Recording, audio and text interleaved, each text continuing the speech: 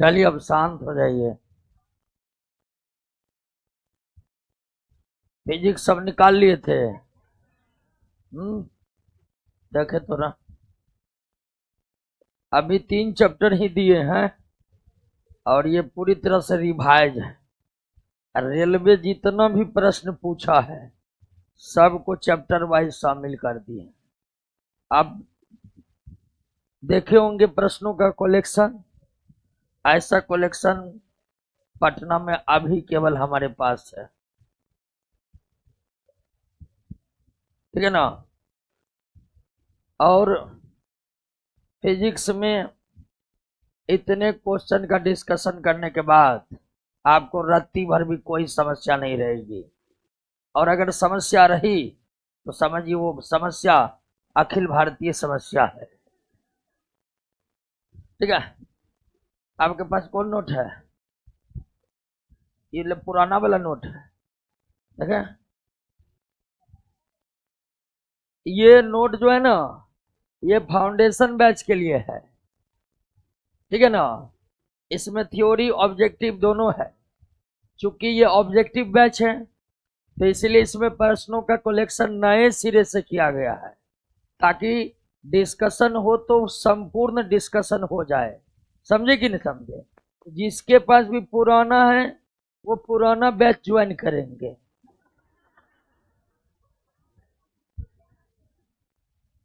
आपके पास दोनों है?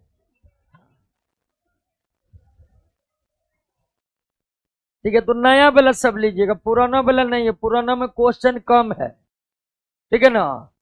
हाँ, तो नया वाला सब ले लीजिएगा, हर जगह शेयर कर दिए हैं। ऑफिस में नहीं भी मिलेगा, फोटोस्टेट दुकान पर आप प्रिंट आउट निकाल लीजिएगा। टेलीग्राम पर भी डाल दिए हैं, व्हाट्सएप ग्रुप है वहां भी डाल दिए हैं। और आप लोग भी इसको पूरा वायरल कर दीजिए, ठीक है ना। हाँ, पूरा स्टेटस सब में लगा दीजिए।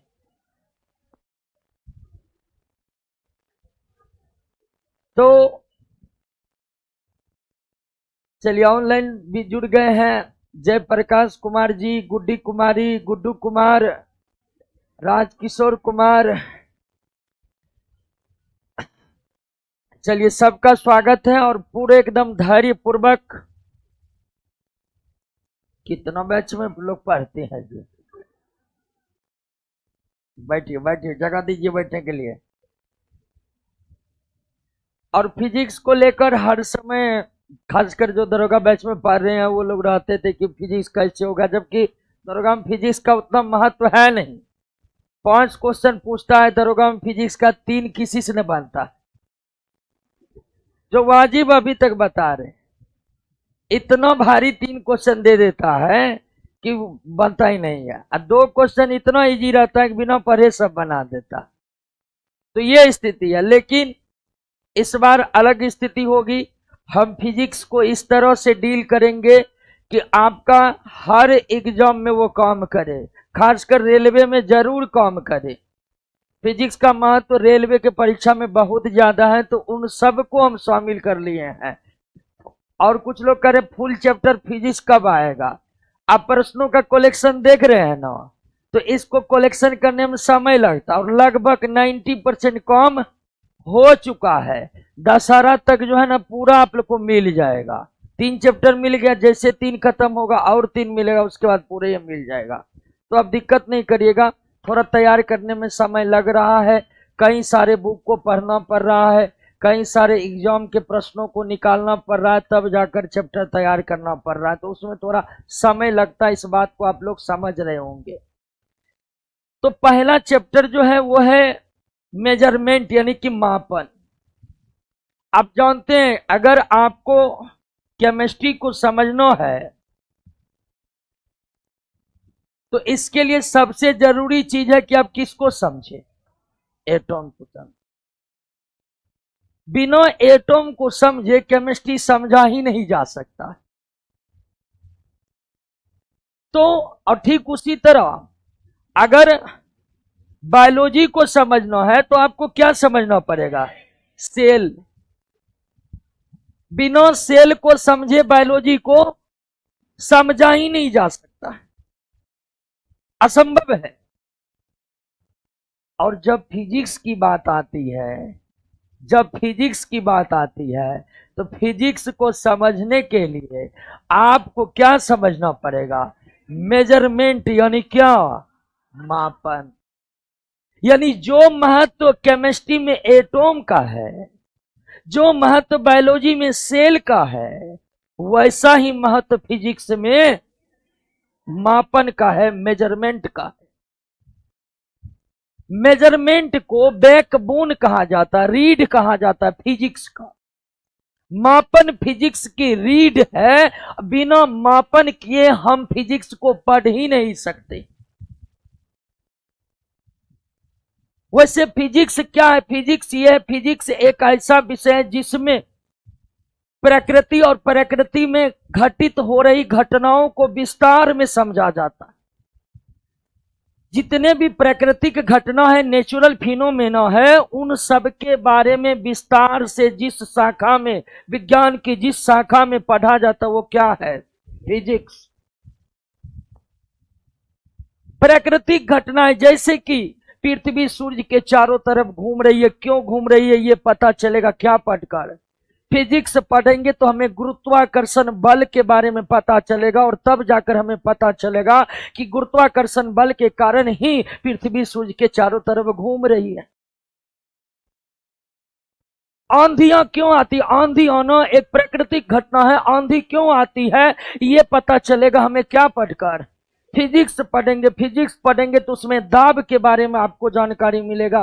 दाब पढ़कर आप वायु दाब के बारे में पढ़िएगा और आपको पता चलेगा कि वायु दाब में अंतर होने के कारण ही आंधियां आती है।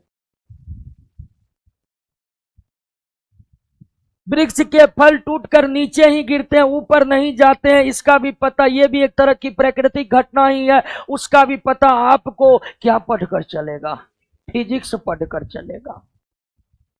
फिजिक्स पढ़कर चलेगा। चुंबक जो है लौ या लोहा जैसे अन्य पदार्थों को अपनी ओर आकर्षित कर लेता है। क्यों कर लेता है इसकी जानकारी आपको क्या पढ़कर मिलेगा? फिजिक्स पढ़ के मिलेगा। विद्युत धारा का प्रवाह धन आवेश से ऋण आवेश की ओर होता है, ये आपको मालूम चलेगा क्या पढ़कर? तो फिजिक्स एक ऐसा विषय है जिसके अंतर्गत प्राकृतिक घटनाओं को विस्तार पूर्वक समझने का प्रयास किया जाता है दोस्तों। और हम फिजिक्स पढ़ेंगे उसके लिए सबसे पहले जरूरी है कि हम क्या जाने? मेजरमेंट करना जाने, मापन करना जाने। बुखार है, शरीर गर्म है, बचेगा नहीं बचेगा ये पता चलेगा तब जब आप बुखार का मापन कर सके, तभी आपको पता चलेगा कितना है, बचेगा कि नहीं बचेगा। बिना मापन के आप कुछ नहीं समझ सकते। टेम्परेचर को नहीं समझ सकते हैं, दाब को नहीं समझ सकते। वायु दाब में अंतर होने के कारण आंधियां आती है। वायु दाब में अंतर हमें तब मालूम पड़ेगा जब हम वायु दाब को मापेंगे। बलों के प्रभाव से भिन्न भिन्न प्रकार की प्राकृतिक घटनाएं पड़ती है, लेकिन बलों का प्रभाव हम तब जान पाएंगे जब बल को मापेंगे। क्या बल को बिना मापे बल के प्रभाव को सही सही आंकलित किया जा सकता है? क्या वायु दाब को बिना मापे हम वायु दाब के संपूर्ण समस्या को समझ सकते हैं? बिल्कुल नहीं समझ सकते। तो इसीलिए आपको बोले कि जो महत्व केमिस्ट्री में एटॉम का है, जो महत्व बायोलॉजी में सेल का है, वैसा ही महत्व फिजिक्स में मापन का है। मापन, measurement is the backbone of physics. मापन फिजिक्स की रीढ़ है। मापन फिजिक्स की रीढ़ है। मापन नहीं, फिजिक्स नहीं, प्राकृतिक घटनाओं के बारे में जानकारी नहीं। बात समझे कि नहीं समझे? अब सवाल है, मापन करना तो जरूरी है, लेकिन आप मापिएगा किसको? आप किसको मापिएगा? ये बात तो आप समझ गए। हम प्रश्नों पर आ रहे हैं, थोड़ा सा समय बांध रहे हैं चैप्टर का कि ताकि आप भी बंध जाए इस चैप्टर से। आप ये समझे कि बिना मापन का हम फिजिक्स पढ़ नहीं सकते। अब सवाल है कि मापेंगे तो किसको मापेंगे? मापेंगे तो किसको मापेंगे? अगर ध्यान दीजिए, जिसको भी आप मापेंगे फिजिक्स के अंतर्गत वो कहलाएगा क्या? फिजिकल क्वांटिटी, यानी भौतिक राशि। जिसको भी आप माप रहे हैं वो क्या है? क्या आप बल को माप सकते हैं? बल क्या है? क्या आप भोजन के स्वाद को माप सकते हैं? तो भोजन का स्वाद भौतिक राशि नहीं है। क्या आप दाब को माप सकते हैं? बिल्कुल माप सकते हैं। क्या आप रोशन सर के गुस्सा को माप सकते हैं? इसका मतलब गुस्सा भौतिक राशि नहीं है। क्या है? नहीं है। जिसको आप माप रहे हैं वही क्या है? हर वो राशि जो मापा जा सकता है वो क्या है? बल भौतिक राशि है, दाब भौतिक राशि है, बल भौतिक राशि है, दाब भौतिक राशि है, लंबाई भौतिक राशि है, ऊष्मा भौतिक राशि है, समय भौतिक राशि है। आखिर ये भौतिक राशि क्यों है? क्योंकि ये मापा जा सकता है, इसलिए। बात समझ गए? अब ये भी आप समझ गए कि मापन बहुत जरूरी है, बिना मापन किए फिजिक्स पढ़ ही नहीं सकते। आप मान लिए कि हाँ चलिए भाई मापन हम जान जाएंगे, लेकिन फिर मापन करेंगे किसका? भौतिक राशि का। अब सवाल है कि भौतिक राशि का मापन करिएगा तो किससे करिएगा? यह भी एक सवाल है। मापन बहुत जरूरी है, जिसका मापन करेंगे वही कहलाएगा। लेकिन अब सवाल तीसरा है कि भौतिक राशि का मापन कैसे होगा? तो मापन करने के लिए दो चीज जरूरी है। क्या? दो चीज जरूरी है। और कौन कौन? यूनिट और यूनिट भी जरूरी है, नंबर भी जरूरी है। उदाहरण के लिए आप लेंथ को मापना चाहते हैं, आप लंबाई को मापना चाहते हैं, तो लंबाई को मापने के लिए आपको क्या चाहिए? यूनिट। और लंबाई को मापने के लिए यूनिट क्या है? मीटर है। एक अंतर्राष्ट्रीय माप तौल ब्यूरो बना हुआ है। अंतर्राष्ट्रीय माप तौल ब्यूरो फ्रांस के सेवरे नामक स्थान पर स्थित है। फ्रांस के सेवरे नामक स्थान पर स्थित है अंतर्राष्ट्रीय माप तौल ब्यूरो, और वही निर्धारित करता है कि किस भौतिक राशि को किससे मापा जाए, और उस माप को परिभाषित भी करता है वही ब्यूरो। तो लंबाई को मापने के लिए यूनिट क्या है? अब आपको मीटर देंगे तो लंबाई माप लीजिएगा? संभव ही नहीं है। एक और चीज चाहिए। क्या? मीटर से लंबाई को नहीं मापा जा सकता। सॉरी, केवल मीटर से लंबाई को मापा नहीं जा सकता। आपको मान लीजिए कहेंगे कि क्लासरूम की लंबाई क्या है, और आपको दे देंगे मीटर, तो फिर आपको कहना पड़ेगा कि क्लासरूम की लंबाई meter meter meter meter meter है। और जैसे कहिएगा मीटर मीटर मीटर मीटर है, लोगों को पता नहीं चलेगा कि ये क्या कर रहा है। आपको एक और चीज चाहिए। क्या? नंबर। क्लासरूम की लंबाई 10 मीटर है, तब लोग को समझ में आएगा। केवल यूनिट से भी मापना संभव नहीं है, और केवल नंबर से भी मापना संभव नहीं है। मापन के लिए दो चीज जरूरी है, और वो कौन कौन है? बात समझ गए ना? ये था इंट्रोडक्शन चैप्टर का। क्या था? फिजिक्स पढ़ना है तो क्या सीखना पड़ेगा? मापन करिएगा किसका? हर वो राशि जिसको माप सकते हैं वो क्या है? तो फिजिक्स पढ़ने के लिए क्या सीखना पड़ेगा? मापन किसका होता है? भौतिक राशि का मापन किससे होता है? यूनिट। और केवल यूनिट से क्या मापन संभव है? केवल नंबर से मापन संभव है? नंबर के द्वारा गिनती की जा सकती है, लेकिन मापन नहीं किया जा सकता। मापन के लिए दो चीज अनिवार्य है। कौन कौन? Any problem? अब आते एक एक करके प्रश्न पर।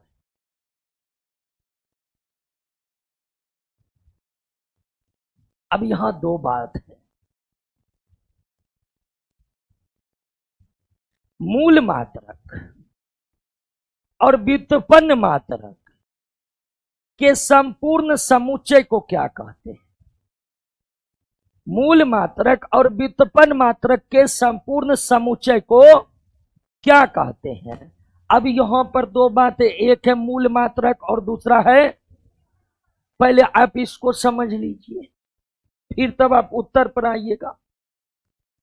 अब ध्यान दीजिए, एक बात तो समझ गए हैं कि जिसको मापते हैं फिजिक्स के अंतर्गत वो क्या कहलाता? भौतिक राशि, फिजिकल क्वांटिटी। हालांकि फिजिकल क्वांटिटी को दो तरीके से परिभाषित किया जा सकता है। एक परिभाषा यह है कि फिजिक्स भौतिकी को समझने के लिए जिन पदों का इस्तेमाल किया जाता है, जिस टर्म का इस्तेमाल किया जाता है, उसे क्या कहते हैं? भौतिक राशि। उष्मा हो गया, लंबाई हो गया, टेम्परेचर हो गया, द्रव्यमान हो गया, ये सब वो टर्म है जो फिजिक्स को समझने के लिए जरूरी पड़ता है। तो फिजिक्स को समझने के लिए जिन पदों की जरूरत पड़ती है उन्हीं पदों को क्या कहते हैं? और दूसरा परिभाषा यह है कि जिसको माप सकते वही क्या है?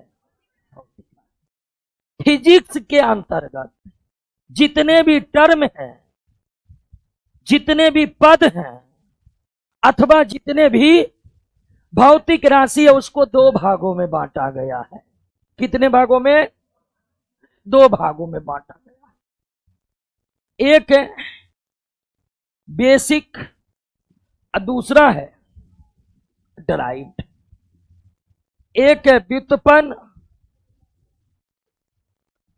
और दूसरा है, फिजिक्स में जितने भी भौतिक राशि है, जितने भी भौतिक राशि है, उसको कितने भागों में बांटा गया है?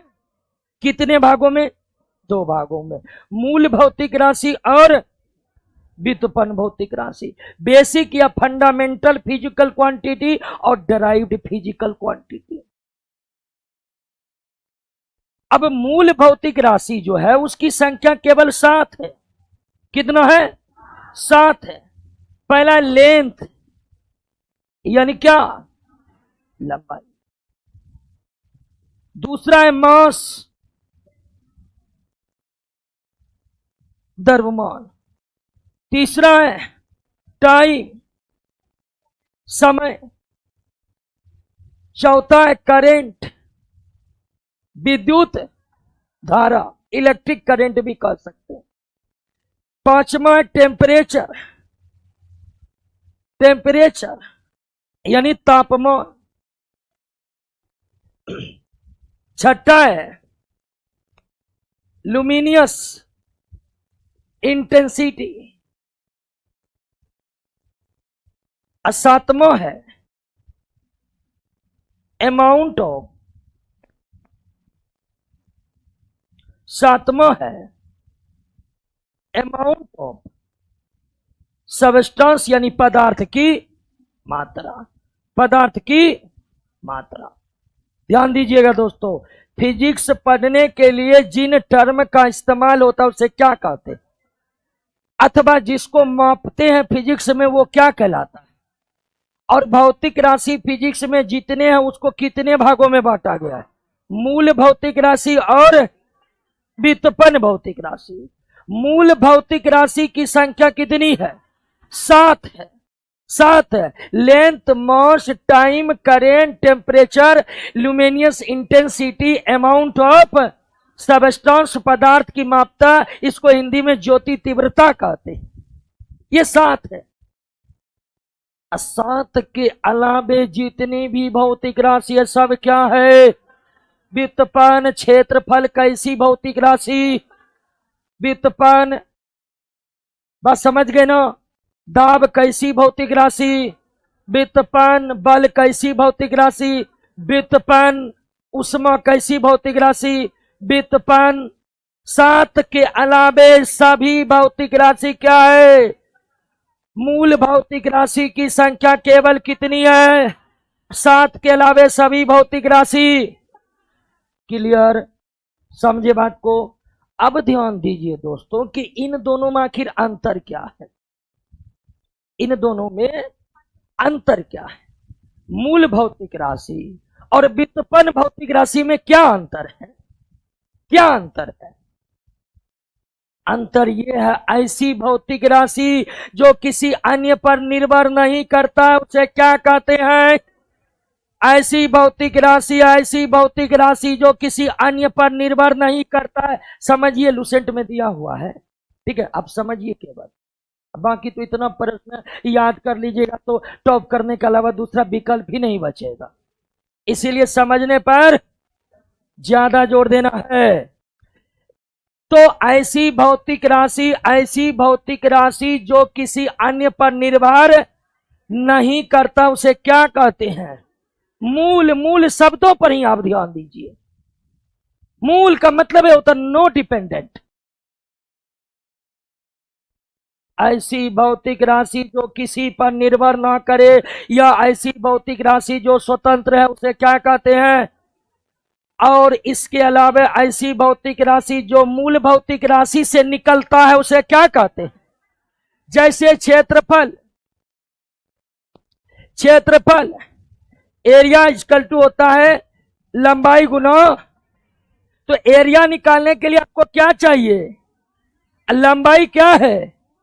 बिना लंबाई का एरिया निकलेगा। इसीलिए क्षेत्रफल भौतिक राशि है, लेकिन कैसा? तो व्युत्पन्न भौतिक राशि जो है वो मूल भौतिक राशि के सहायता से निकलते हैं। व्युत्पन्न भौतिक राशि मूल भौतिक राशि के सहायता से निकलते हैं, लेकिन मूल भौतिक राशि किसी के सहायता से नहीं निकलते हैं, वो अपने आप में स्वतंत्र है दोस्तों। बात समझे कि नहीं समझे? भौतिक राशि कितने प्रकार के हैं? 7। 2 प्रकार के। भौतिक राशि कितने प्रकार के? 2 प्रकार के। कितने प्रकार के? कौन कौन? मूल भौतिक राशि और ऐसी भौतिक राशि जो अपने आप में स्वतंत्र है, किसी पर निर्भर नहीं है। ऐसी भौतिक राशि जो मूल भौतिक राशि के सहायता से निकलते हैं। मूल भौतिक राशि की संख्या कितनी है? 7 के अलावे सभी भौतिक राशि। 7 के अलावे सभी भौतिक राशि। एनी प्रॉब्लम है? 7 भौतिक राशि कौन कौन है समझ गए ना? Length, mass, time, current, temperature, luminous intensity and amount of substance. इन 7 के अलावे जितने भी भौतिक राशि सब क्या है? 7 के अलावे जितने भी भौतिक राशि सब क्या है? क्लियर? अब ध्यान दीजिए कि भौतिक राशि को मापने के लिए 2 चीज जरूरी है, यूनिट और नंबर। नंबर तो आप जानते ही है, 1 2 3 टू इन्फिनिटी, तो नंबर में तो कोई दिक्कत। तो यूनिट देखिए, भौतिक राशि 2 प्रकार के हैं, इसीलिए भौतिक राशि को मापने वाला यूनिट भी कितने प्रकार के? 2 प्रकार के। Basic unit and derived unit. चूंकि भौतिक राशि 2 प्रकार के हैं तो उसको मापने वाला यूनिट भी कितना प्रकार का होगा? Basic unit and derived unit. चूंकि बेसिक यूनिट 7 है, बेसिक फिजिकल क्वांटिटी 7 है, तो बेसिक यूनिट भी 7 है। डेराइव्ड फिजिकल क्वांटिटी अनगिनत है, तो डेराइव्ड यूनिट भी अनगिनत है। समझ गए ना?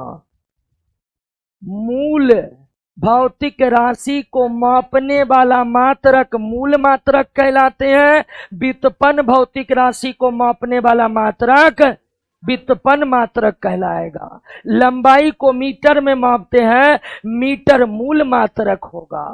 मास को किलोग्राम में मापते हैं, किलोग्राम मूल मात्रक होगा। बल व्युत्पन्न मात्रक है, इसीलिए बल को मापने वाला न्यूटन भी व्युत्पन्न मात्रक कहलाएगा। दोस्तों क्लियर, समझ गए ना? क्या क्या समझे हो? अभी तुरंत पूछ लेंगे ना, और एकदम लिखना कुछ नहीं दोस्तों। अभी तक आप बहुत लिखे ना, कम नहीं लिखे होंगे। मैट्रिक में लिखे, इंटर में लिखे, ग्रेजुएशन में कॉपी भर भर लिखे, लिखे कि न लिखे।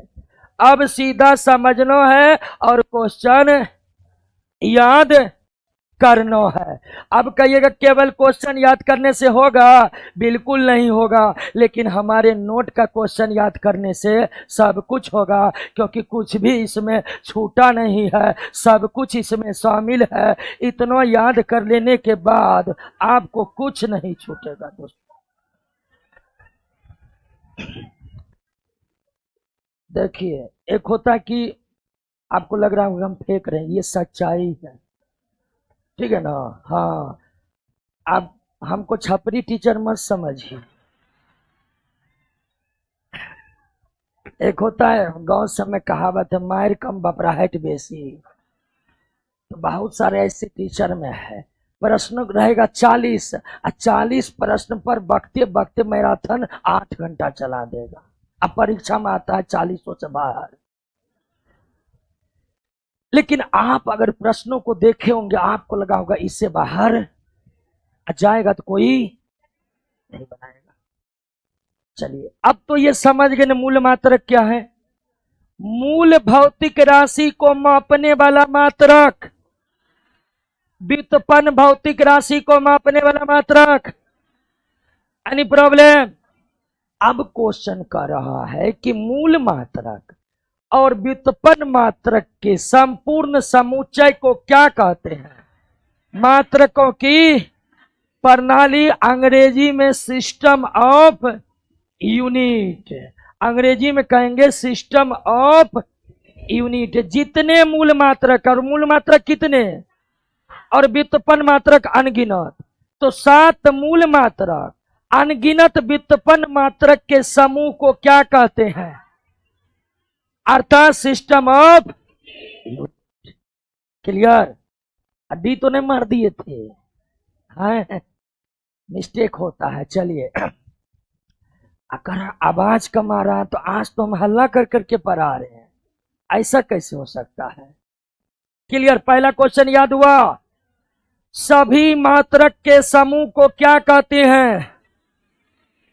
मूल मात्रक एवं व्युत्पन्न मात्रकों के समूह को क्या कहते हैं? सिस्टम ऑफ यूनिट, हिंदी में मात्रकों की। दूसरा पर आए, पहला याद हुआ? फिजिक्स की ऐसी की तैसी करके रख देते, ठीक है? बहुत हम सुने हैं फिजिक्स फिजिक्स फिजिक्स, इतना होगा फिजिक्स कि इसके बाद कहिएगा नो फिजिक्स। अब दूसरा क्वेश्चन, ये आपके 9th क्लास का क्वेश्चन है। मापन मुख्य रूप से एक प्रक्रिया है। अब यहां पर आपको लगेगा इसका उत्तर ए भी होगा, इसका उत्तर सी भी होगा, इसका उत्तर डी भी होगा, लेकिन इसका उत्तर न ए होगा न सी होगा। इसका उत्तर क्या होगा? अंतर स्पष्ट करने के लिए गुण यानी कैरेक्टर की जरूरी पड़ती है, गणना करने के लिए, काउंट करने के लिए नंबर की जरूरी पड़ती है, बदलने के लिए डायमेंशन की जरूरत पड़ती है। नहीं, एक भौतिक राशि को दूसरे भौतिक राशि में बदलना है तो डायमेंशन या डायमेंशनल फार्मूला की जरूरी पड़ती है। लेकिन जब भी बात मेजरमेंट की होगी, मेजरमेंट मुख्य रूप से एक प्रक्रिया है क्या करने की? मेजरमेंट मुख्य रूप से एक प्रक्रिया क्या करने की? तुलना करने की। मेजरमेंट अंतर स्पष्ट करने की प्रक्रिया नहीं है, गणना करने की प्रक्रिया नहीं है, बदलने की प्रक्रिया नहीं है, कि इसकी प्रक्रिया है तुलना करने की। अब कहिए किसकी तुलना? तुलना करेंगे तो एक नहीं 2 चाहिए। बात समझ रहे हैं कि नहीं? हम भी बल लगा रहे हैं, आप भी बल लगा रहे हैं, दोनों बलों की तुलना कैसे होगी? मापन से दोनों के बलों को माप लेंगे, कहेंगे कि इसका बल ज्यादा, इसका बल कम। गर्मी में भी वायुदाब, ठंडी में भी वायुदाब, कैसे तुलना करेंगे दोनों वायुदाब? तो पता चला ना जी। खजूर भी गिर रहा है और अमरूद भी गिर रहा है, कौन कितना स्पीड से गिर रहा है कैसे पता चलेगा? दोनों के गिरने की तुलना कैसे की जाएगी? मापन से की जाएगी। Any problem? समझ गए? दोनों क्वेश्चन याद हुआ? मापन मुख्य रूप से एक प्रक्रिया है क्या करने की? फिजिक्स किसके बिना पढ़ा नहीं जा सकता है? किसके बिना?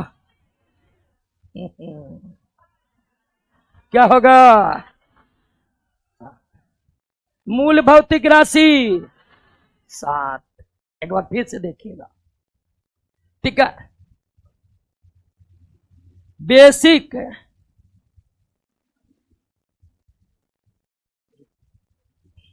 फिजिकल क्वांटिटी की संख्या कितनी है? बेसिक फिजिकल क्वांटिटी यानी मूल भौतिक राशि की संख्या कितनी है? 7। पहला है लेंथ, एक बार लिख देते हैं ताकि याद हो जाए, ठीक है? दूसरा क्या है? मास, द्रव्यमान। तीसरा, वेरी गुड, चौथा इलेक्ट्रिक करंट, इलेक्ट्रिक करंट। पांचवा टेम्परेचर,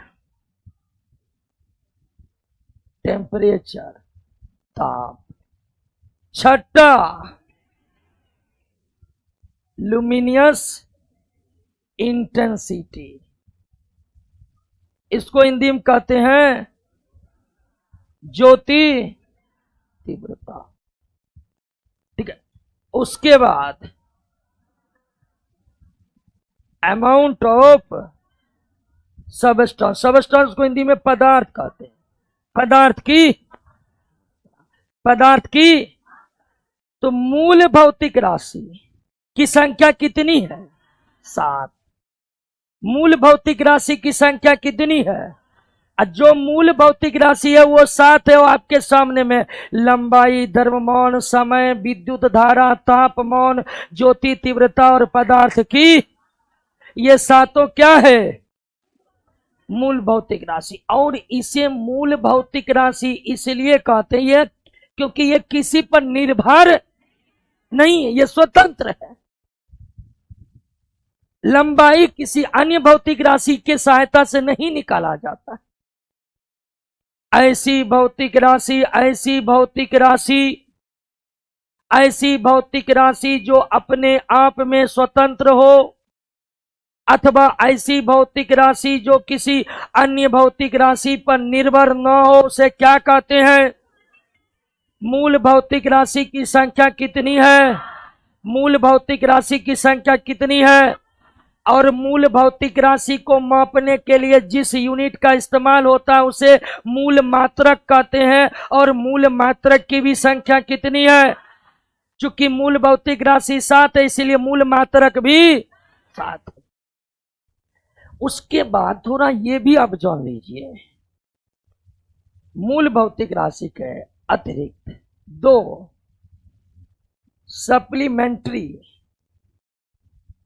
सप्लीमेंट्री क्वांटिटी भी है।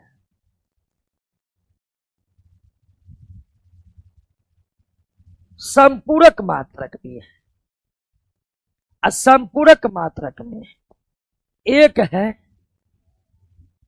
प्लेन एंगल और दूसरा है solid angle. Plane angle, solid angle, समतल कोण, समतल कोण और ठोस कोण। समतल कोण को रेडियन में मापते हैं और ठोस कोण को रेडियन में मापते हैं। तो आप ये भी याद रखिएगा कि 7 मूल मात्रक के अतिरिक्त 2 संपूरक मात्रक भी है। संपूरक मात्रक वे हैं जो कभी कभी मूल मात्रक की सहायता करते हैं। हालांकि आप जानते हैं कि इन दोनों का इस्तेमाल फिजिक्स से ज्यादा मैथमेटिक्स में होता है। फिजिक्स में इन दोनों भौतिक राशि का इस्तेमाल बहुत कम होता है, 9 के बराबर होता है। तो मूल मात्रक 7 है, संपूरक ये संपूरक राशि कहलाएगा। मूल भौतिक राशि कितनी है? 7 है, और इसलिए मूल मात्रक भी कितने हैं? 7 है। संपूरक भौतिक राशि कितनी है? और इसलिए संपूरक मात्रक भी कितने हैं? संपूरक मात्रक भी कितने हैं? संपूरक का पर्यायवाची सहायक भी है, सहायक भी है दोस्तों। क्लियर? और इसके बाद सब के सब व्युत्पन्न मात्रक। इसके बाद सब के सब व्युत्पन्न भौतिक राशि, और व्युत्पन्न भौतिक राशि को जिसमें मापेंगे, व्युत्पन्न भौतिक राशि को जिसमें मापेंगे वो क्या कहलाएगा? व्युत्पन्न मात्रक कहलाएगा। तो 7 मूल भौतिक राशि है, 2 संपूरक भौतिक राशि है, और इसके बाद सब के सब व्युत्पन्न भौतिक राशि है। व्युत्पन्न भौतिक राशि किसके सहायता से निकाले जाते हैं? Any problem? समझ गए ना?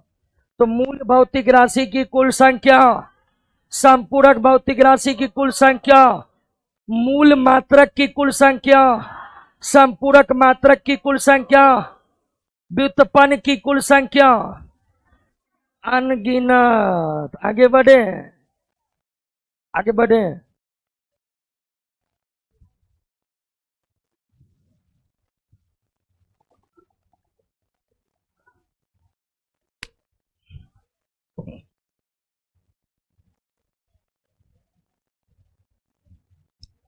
अब कह रहा है कि मूल मात्रक या आधारी मात्रक की संख्या कितनी है?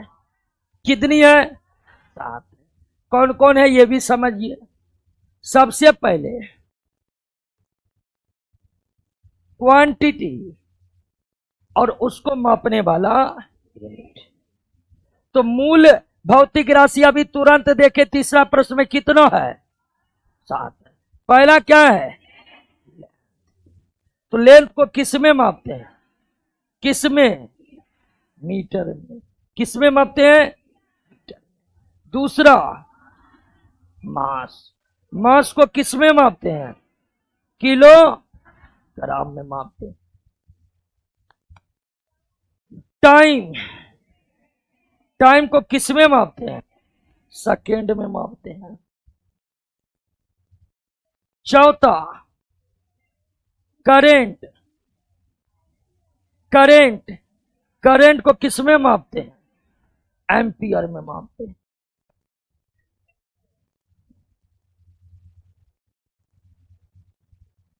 टेम्परेचर, टेम्परेचर को किस में मापते हैं? केल्विन में मापते हैं। उसके बाद लुमिनियस इंटेंसिटी, ज्योति तीव्रता, किस में मापते हैं? कैंडेला।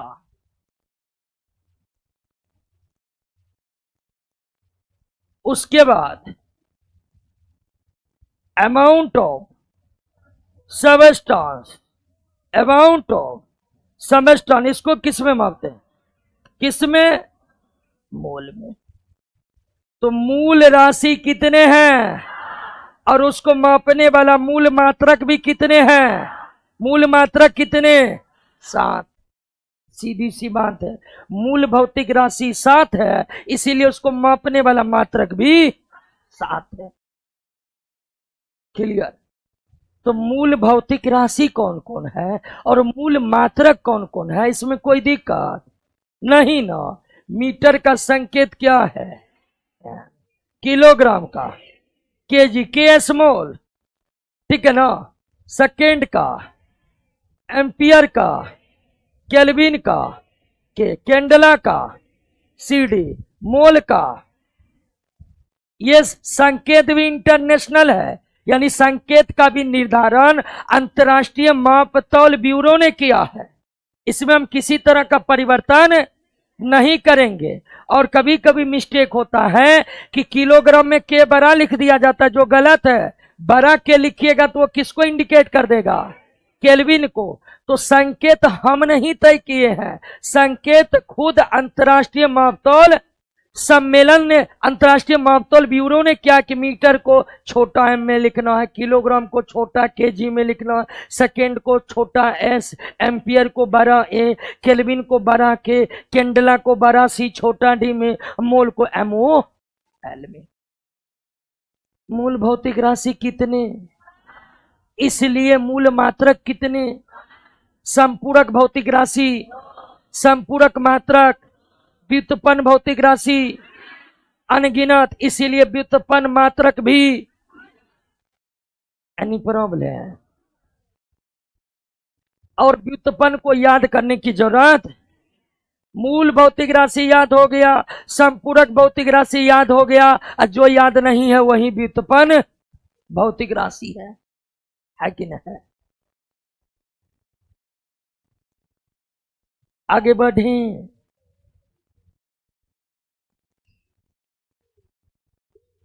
क्या लिख रहे हैं? सवाल बनाइए, सवाल।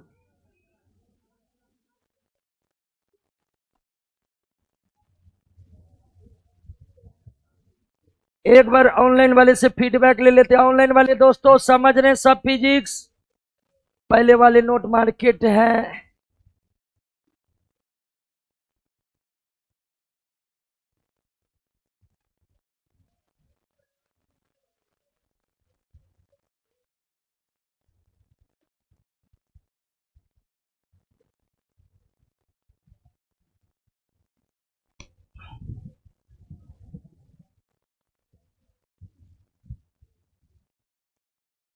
यशराज कुमार का एक अलग प्रश्न है।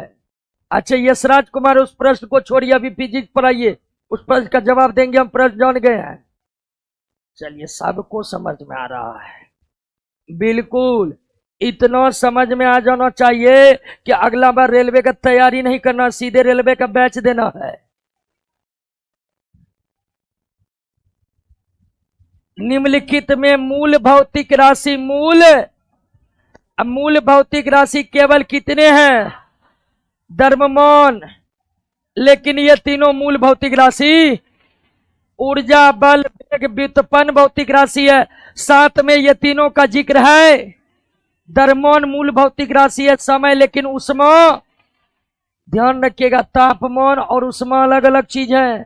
तापमान मूल भौतिक राशि है लेकिन ऊष्मा तो ये भी नहीं होगा। द्रव्यमान है, लंबाई है, समय, लेकिन हाँ मोल भी है, तो बिल्कुल क्या होगा? निम्नलिखित में कौन, एक मिनट, कौन मूल भौतिक राशि का समुच्चय है? द्रव्यमान, लंबाई, समय। अच्छा ये भौतिक राशि पूछ रहा, जबकि मोल क्या है, इसीलिए सी नहीं होगा। अरे बब्बा, आंसर क्या होगा? सी होगा। अब इसको हर बारी में बनाइएगा तो गलत तो हो जाएगा। देख रहे हैं ना, हमें पूछा है राशि के बारे में, मात्रक के बारे में। राशि पदार्थ की मात्रा है, मोल तो मात्रक है, इसीलिए इसका आंसर सी नहीं, क्या होगा? डी होगा। द्रव्यमान, लंबाई, समय, ताप सभी के सभी मूल भौतिक राशि है, लेकिन सी में मोल मूल भौतिक राशि नहीं है, बल्कि मोल मूल मात्रक है, मोल मूल मात्रक है। चलिए, सुजीत कुमार कह रहा है सीडी दोनों होगा। सुजीत कुमार लपेटे में आ गया आप, ना है? देख रहे हैं ना? अब देखिए, ये क्वेश्चन जरूरी किसी एग्जाम में पूछा हुआ प्रश्न है, ठीक है? ग्रुप डी में पूछा होगा, कितना हल्का क्वेश्चन है ना? जरा सा ध्यान भंग, बबला गायब, अर्थात आंसर गलत।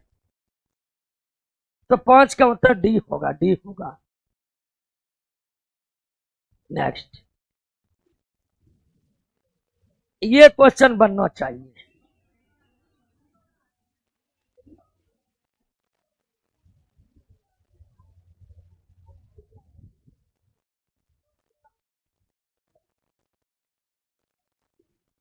निम्नलिखित में कौन एक मूल मात्रक नहीं है?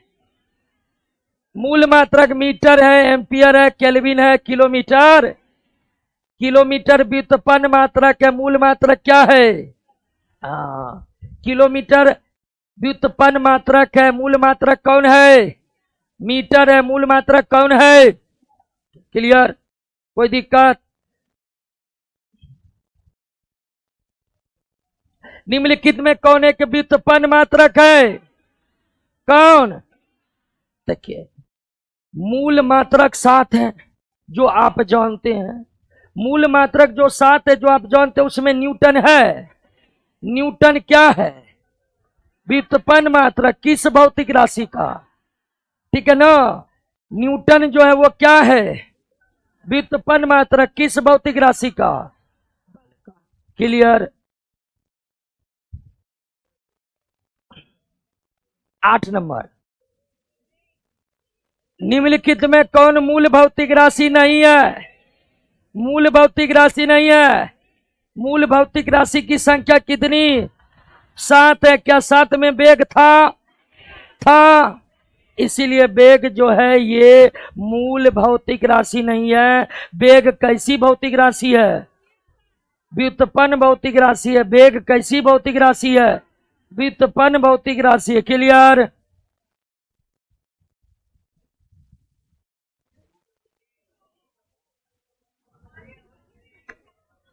क्या होगा इसका उत्तर? किसी भी भौतिक राशि के मापन हेतु कितने चीज की आवश्यकता है? Unit and number. Unit and मात्रक तथा संख्या। क्या केवल मात्रक से मापन हो सकता है? नहीं। क्या केवल नंबर से मापन हो सकता है? नहीं। मापन करना है तो हमें दोनों चीज चाहिए, मात्रक तथा संख्या। दोनों मात्रक तथा संख्या। क्लियर? ठीक से डिस्कस हो रहा है ना? कोई दिक्कत नहीं ना? ये चैप्टर में दम नहीं, ये तो इंट्रोडक्शन चैप्टर है। असली तो खेल मोशन से चालू होगा। ठीक है ना? मोशन से चालू होगा। 10 नंबर, निम्नलिखित में कौन प्रणाली मात्रकों की अंतरराष्ट्रीय प्रणाली है? एक बात जानिए, विश्व में सभी देशों में मापन की एक जैसी प्रक्रिया।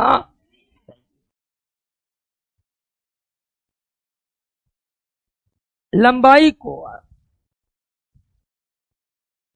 हम मीटर में मापते हैं, कोई सेंटीमीटर मापता है, कोई इंच में मापता है, कोई फीट में मापता है। एक ही भौतिक राशि को मापने के लिए अलग अलग यूनिट है। हालांकि विश्व भर में मुख्य रूप से 3 यूनिट प्रचलन में थे, FPS, CGS और FPS। Sorry MK, FPS, foot, pound, CGS centimetre,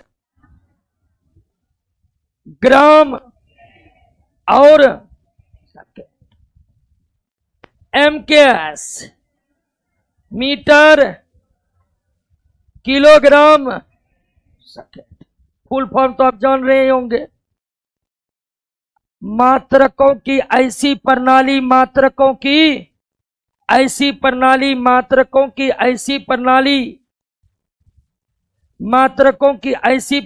जिसमें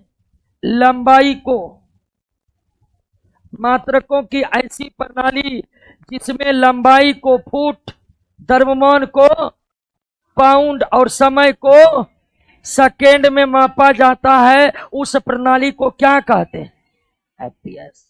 FPS प्रणाली का प्रचलन ब्रिटेन में सबसे ज्यादा है। किस देश में? ब्रिटेन में सबसे ज्यादा। तो फुट, पाउंड, सेकेंड मात्रकों की ऐसी प्रणाली है जिसमें लंबाई को फुट, फुट का ही प्लुरल फीट है, फुट का ही बहुवचन फीट है। फुट और फीट अलग अलग नहीं है, यह है सिंगुलर नंबर, फीट है प्लुरल नंबर। मात्रकों की ऐसी प्रणाली जिसमें लंबाई को सेंटीमीटर, द्रव्यमान को और समय को सेकेंड में मापा जाता है, उसे क्या कहते हैं? मात्रकों की ऐसी प्रणाली जिसमें लंबाई को सेंटीमीटर, द्रव्यमान को ग्राम, समय को सेकेंड में मापा जाता है, उसे क्या कहते हैं? सीजीएस। मात्रकों की ऐसी प्रणाली जिसमें लंबाई को मीटर, द्रव्यमान को किलोग्राम, समय को सेकेंड में मापा जाता है, उसे क्या कहते हैं? एमकेएस कहते, उसे क्या कहते हैं? तो पूरे विश्व में मात्रकों की ये 3 प्रणालियों पर चली थी और भिन्न भिन्न देशों में इन तीनों का प्रचलन था। मात्रकों की 3 प्रणालियां प्रचलन में होने के कारण अंतर्राष्ट्रीय व्यापार में बहुत सारे दिक्कतों का सामना करना पड़ता था। प्राचीन काल की बात करिए, आप सेंटीमीटर में माप कर भेजे हैं ब्रिटेन, अब वहां फुट में उसको माप रहा है, उधर से बोला 4 फुट हुआ है, इधर से आप कहिएगा नहीं ये तो 8 सेंटीमीटर हुआ है। दोनों का बात कोई समझ ही नहीं रहा है। बात समझे कि नहीं समझे? जब विश्व में मात्रकों की अलग अलग प्रणालियां प्रचलित थी तो इससे कई प्रकार के व्यवधान उत्पन्न होते थे। व्यवधान अंतर्राष्ट्रीय व्यापार में उत्पन्न होते थे, व्यवधान अंतर्राष्ट्रीय रिसर्च में उत्पन्न होते थे, व्यवधान और कई बातों में उत्पन्न होते थे।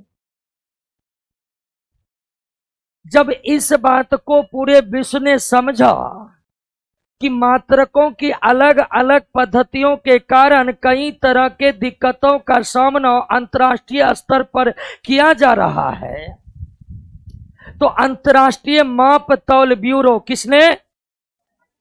अंतर्राष्ट्रीय माप तौल ब्यूरो ने पूरे देश का एक मीटिंग बुलाया।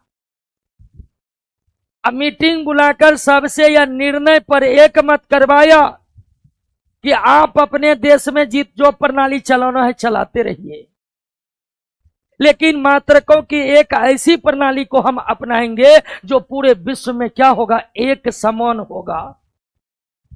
और अंतर्राष्ट्रीय माप तौल ब्यूरो के इस प्रस्ताव को सभी देश मानने पर सहमति जताए कि हाँ, एक ऐसा मापने का सिस्टम बनाइए जो पूरा विश्व में क्या हो? एक हो। और फिर सन 1971 ईस्वी में, कब? सन 1971 ईस्वी में फ्रांस में मौजूद अंतर्राष्ट्रीय माप तौल ब्यूरो ने मापने का या मात्रकों की एक ऐसी प्रणाली को अपनाया या विश्व भर में लागू किया जो अंतर्राष्ट्रीय प्रणाली कहलाया, और उसका नाम क्या है? क्या है? एसआई एक फ्रांसीसी शब्द का संक्षिप्त है। एसआई एक फ्रांसीसी शब्द का संक्षिप्त है जिसका फुल फॉर्म होता है system inter national D units, जिसका हिंदी रूपांतरण होता है मात्रकों की अंतर्राष्ट्रीय प्रणाली। शॉर्ट में इसे क्या कहते हैं? तो एसआई का फुल फॉर्म वो है जो आप नहीं समझ रहे हैं। एसआई का फुल फॉर्म सिस्टम इंटरनेशनल नहीं है, एसआई का फुल फॉर्म है सिस्टम इंटरनेशनल डी यूनिट्स, जो एक फ्रांसीसी शब्द का अंग है, फ्रांसीसी शब्द का अंग है जिसे संक्षिप्त में क्या कहा जाता है और हिंदी में क्या कहा जाता है। और इसे कब अपनाया गया? और इसे इसलिए अपनाया गया कि अलग अलग मापने के कारण अंतर्राष्ट्रीय स्तरों पर कई सारे मुसीबतों का सामना करना पड़ता। बात समझे कि नहीं समझे? कोई दिक्कत? तो एसआई का फुल फॉर्म केवल सिस्टम इंटरनेशनल नहीं है, एसआई का फुल फॉर्म है सिस्टम इंटरनेशनल डी यूनिट, जिसको हिंदी में कहते हैं। इसे पूरे विश्व भर में कब लागू किया गया? क्लियर हो गया? बात समझ गए? कोई दिक्कत? आगे बढ़े।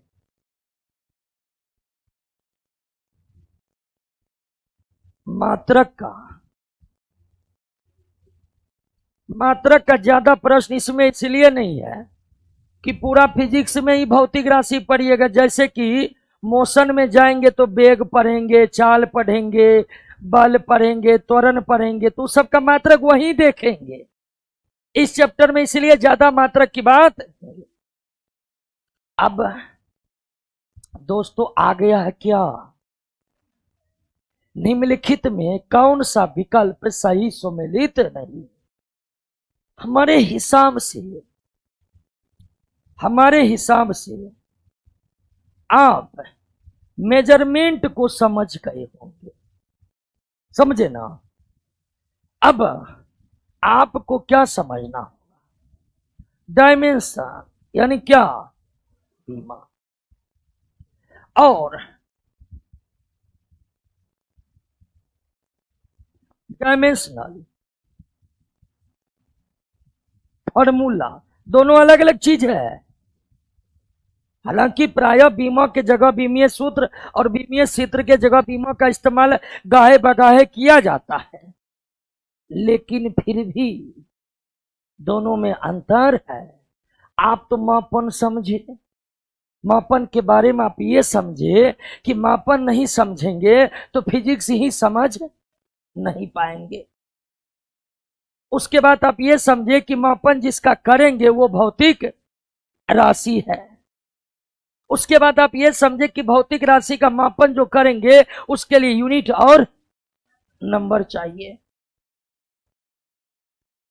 अब आपको समझना पड़ेगा क्या?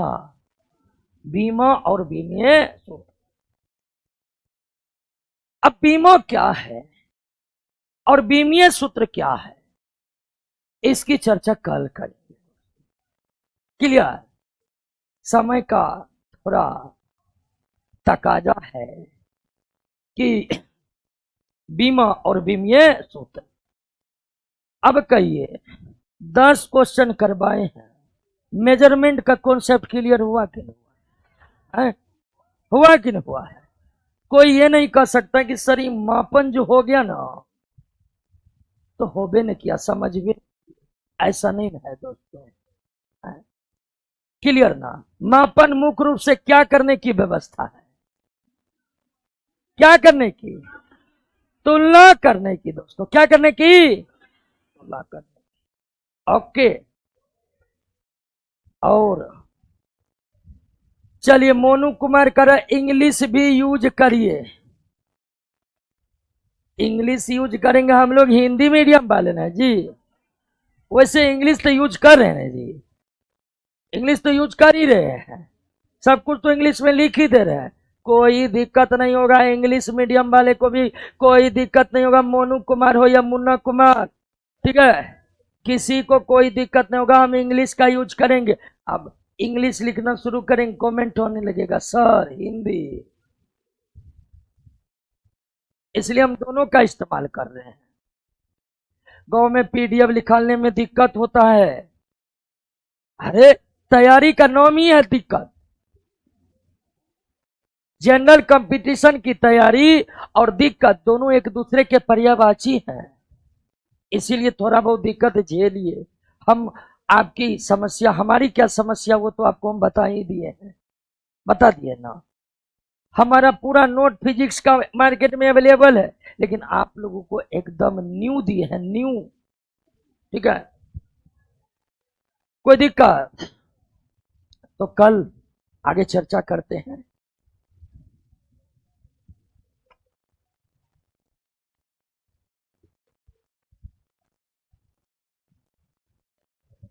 अब हम एक चीज से आपको बता रहे हैं, उसके बाद छोड़ देंगे। जब बायोलॉजी की बात आती है ना तो हम बहुत गहराई में जाकर बताते हैं। समझिएगा, जब बायोलॉजी की बात आती है तो हम बहुत गहराइयों में जाकर बताते हैं।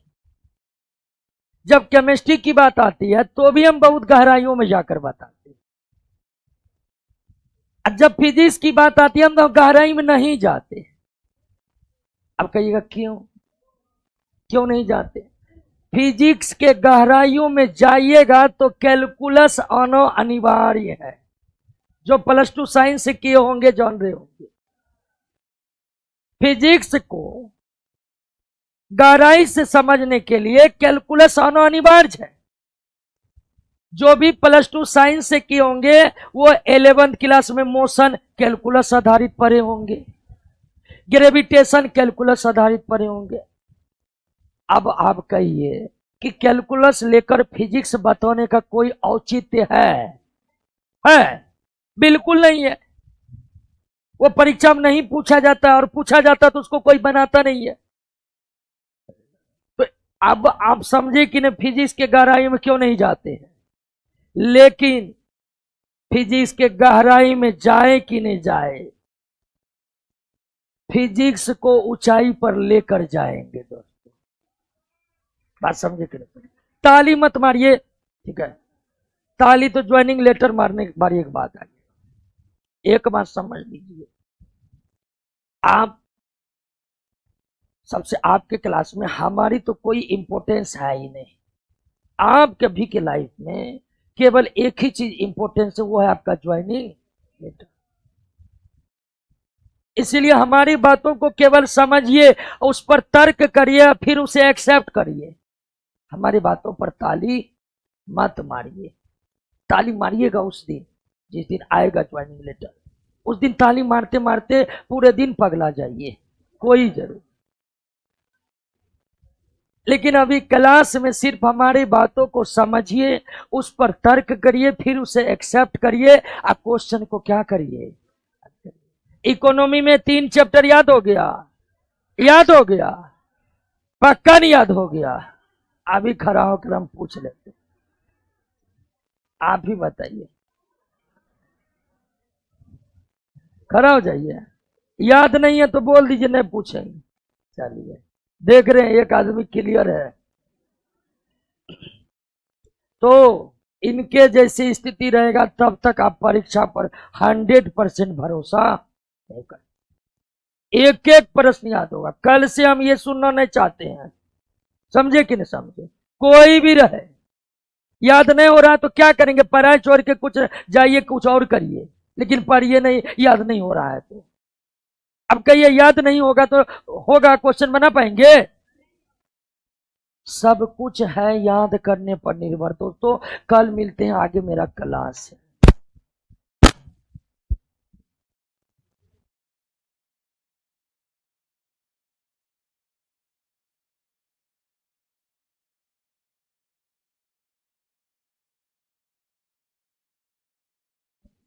और दोस्तों अगर किसी को थ्योरी पढ़ना है तो लुसेंट का थ्योरी बहुत बेस्ट है, आप वहां से पढ़ सकते, कोई दिक्कत नहीं है।